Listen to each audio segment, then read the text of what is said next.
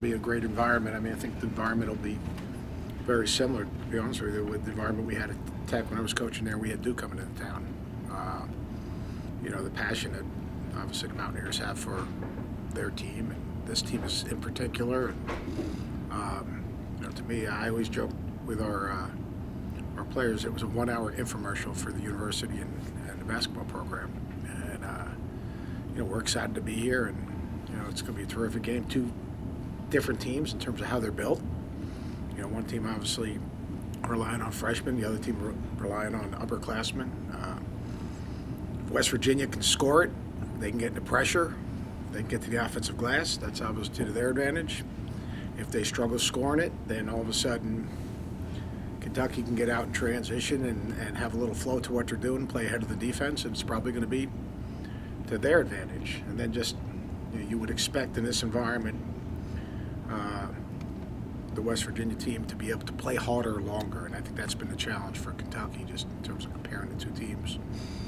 With such a young team, they'll play hard for a period of time, but can they maintain that intensity? Because if you don't, against West Virginia, let's face it, I mean, they're going to get to the offensive glass, you're going to be loose with the ball, they're going to knock it away, they're going to be out in transition, and then they feed off of that energy. And I think when you're making shots, the defense gets better, because it's not just the full court press, it's the pressure in the half court. If you're not making shots, then the defense is in transition, they're not taking as much away from you. So there's my expert analysis from the fired coach.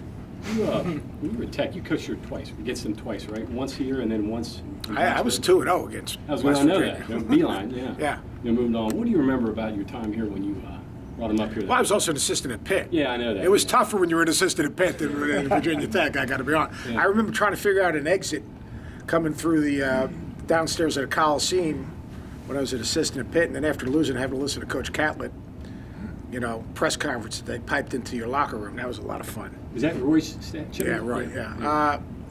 No, I mean, I just think this is a great building. I mean, I'm a basketball guy. I mean, you look up and, you think about the history of West Virginia basketball and the great players, just what it means to the state. To me, that's a big thing. It's a great environment. I loved coming to places like this because they appreciate basketball. They appreciate playing hard. They have ownership in their team, and they identify with their team. And obviously with Hugs here, they identify that much more because he's one of them. So it's, I guess what I remember as a head coach of Virginia Tech was that, I'll give you a quick story. It's the end of the game. I don't know if you remember that game, but there was a loose ball. It was a 50-50 ball. West Virginia got the ball out of bounds on the side. We were up 1. Brian, you probably, you're working. And I put in Brian Randall, who threw about a zillion interceptions that same year here. And I remember my assistant go, "What are you doing putting in Brian Randall?" And I said, "I know one thing. We knocked the ball away." I said, "He'll be the first one on top of it. Now, he might get up and start running with it, and sure enough, we knocked the ball away, and he dove on that thing, and we ended up winning the game." And he only played, I think he threw a full court pass at halftime underneath to go to the length of the floor. I think he threw an interception there also. And he came up with that winning defensive play. So I remember that was a heck of a win for us that year.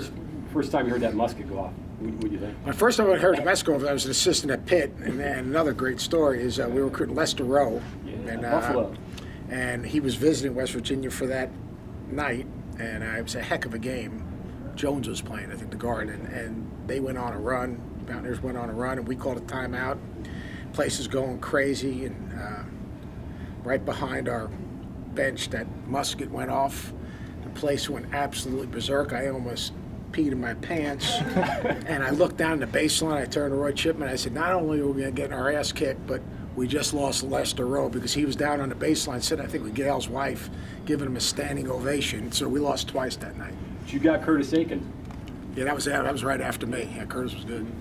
Coach, from your days coming to coach here in the 90s, with Catlett and Beeline here, obviously there was great tradition of pageantry then.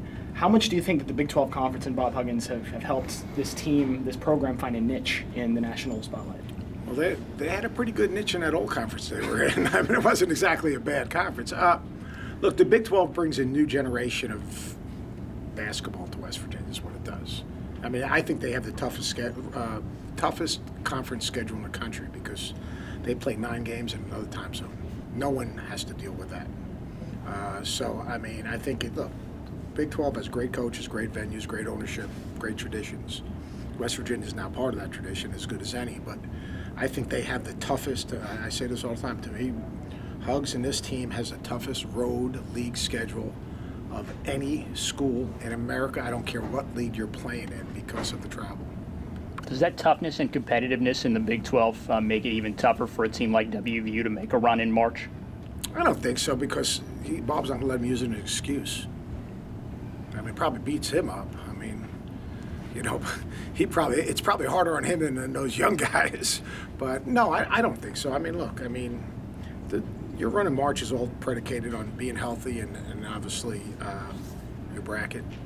I think the bracket's really important. You know, teams that play a certain style sometimes will match up with you better. Coach,